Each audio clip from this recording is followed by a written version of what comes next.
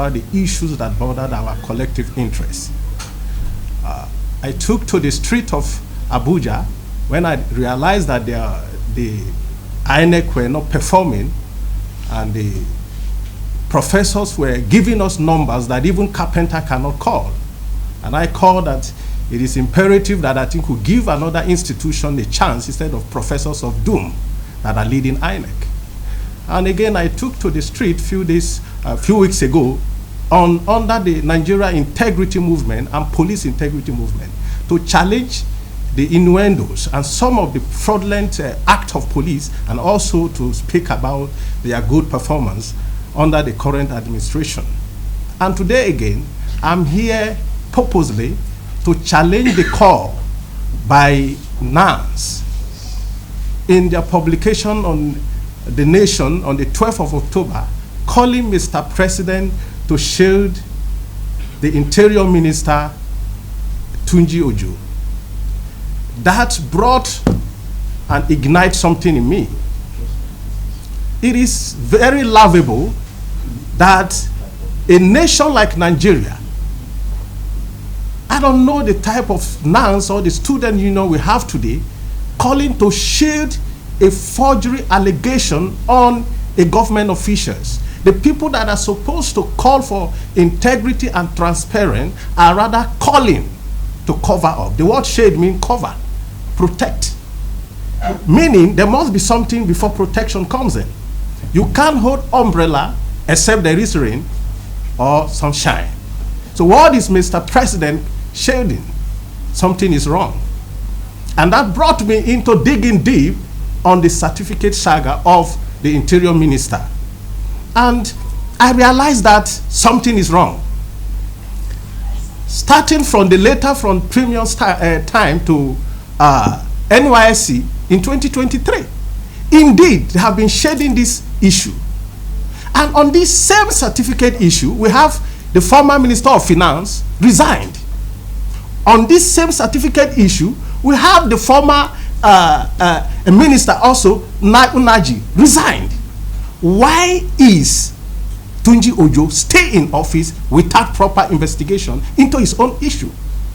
Now let me shock you this. I am a deep thinker, and I reason something. During the administration of Buhari, he's from the north. A Yoruba man was affected, and they asked her to go.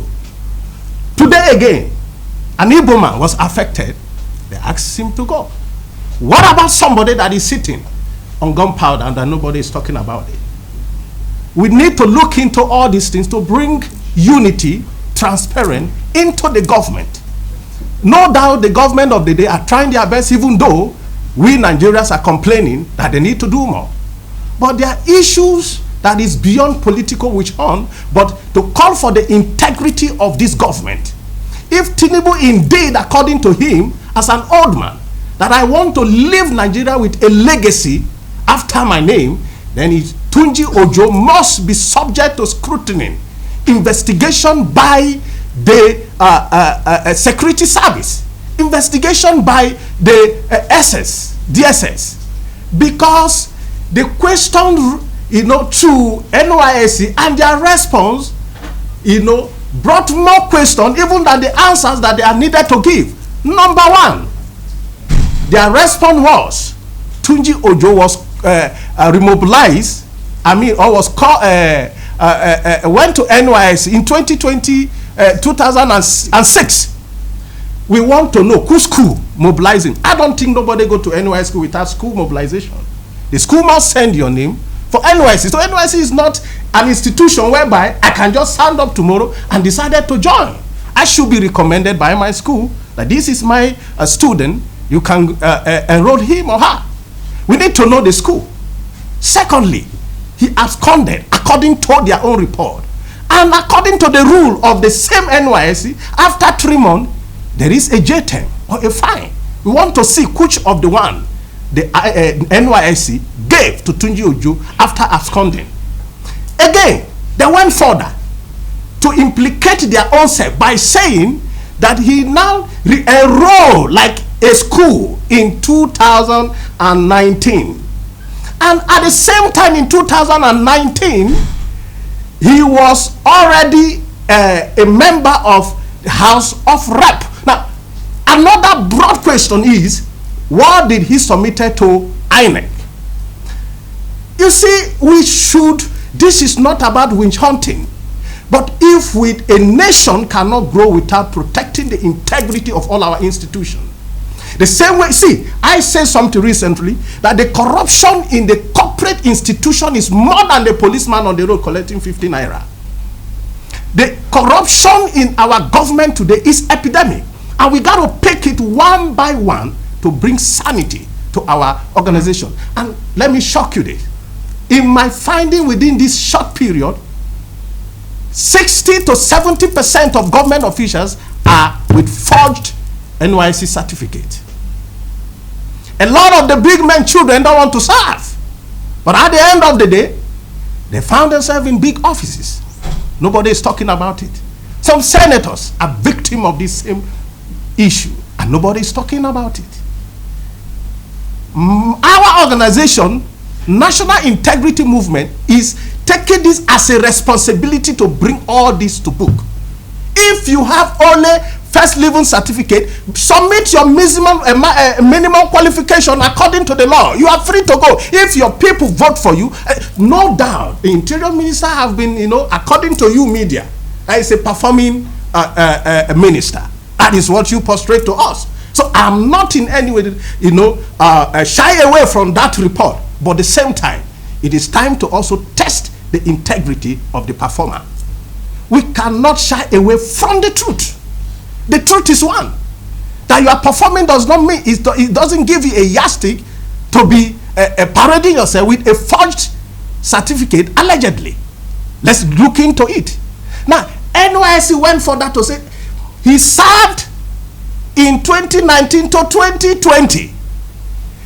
Gentlemen of the project, there is 4 cardinal points in NYSC. 1, orientation, which is 3 weeks.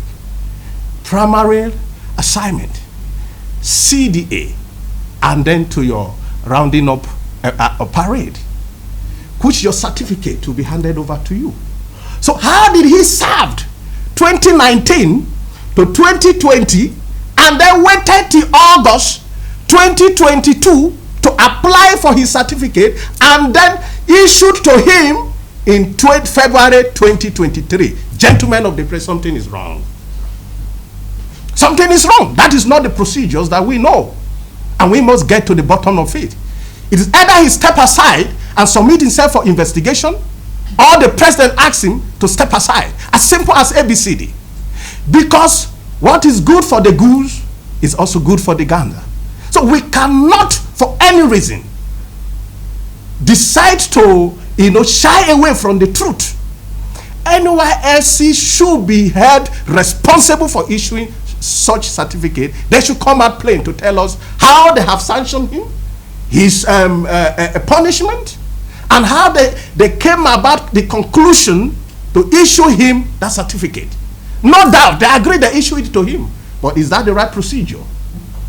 That is why I say corruption is in every sector in Nigeria. And you base your argument on one person on the street, go to the people sitting in office, they are worst. See, every nation is built on rule of law. President Muhammad Buhari is gone. Today, he's no longer alive. But even the ancient books say, the good a man do shall live after him. The good of Mr. President today will be what we will say, or what our children will say, where he's no longer there. That at a point in time, one man called, President Tinubu did this and did that. And you as a reporter, you must bring this to light and put your torchlight on it. I know you can achieve this if you want to achieve. There is nothing media cannot turn on. You can even turn blue to red with your news. Now that is the truth. So this is a very interesting story that you should put your torchlight and go to INEC. Go to what did he submitted before he became the House of Rep. I ran for Senate in 2023 and I submitted mine. And I have this same problem of not serving. You cannot submit what you don't have. You can't give what you don't have. That is the call for forgery. That is see, the minimum qualification in secondary school. Why not present it? If the president wants you to serve with him, you will still serve. See, Nigeria, we are not looking for education qualification any longer. We are looking for people who will change the country. Because even the professors of doom leading INEC are our problem today. They made it so impossible for we, the common men, to hold our elective officials accountable. And that is why some of them, as we speak, are now maxing and, carving out money for 2027 because they know they can use money to have their way. But if INEC make it possible and they are sure that our thumb will count, trust me, they will not be saving that money. They will use it to go and develop and start all the projects they need to. They will be working like a mad dog. But because there is no means to hold them accountable for their there's no consequences for their sin, for their action and inaction, so they are free to do whatever they want to do. And that is why we are here today. American government know that if Republicans are not performing, they will go definitely. They must work for the people that voted them in. Democrats will also work. And in every other Western world that they are going to be treating their children and treating their family. They allow the will of the people to prevail. But that is not what we have in Nigeria. And I want to tell you, gentlemen of the press, that we must call for Mr. President to release the Interior Minister, Ojo, for a thorough investigation by DSS. He is not above the law. No big man is above the law. Thank you, and God bless you. Thank you for coming.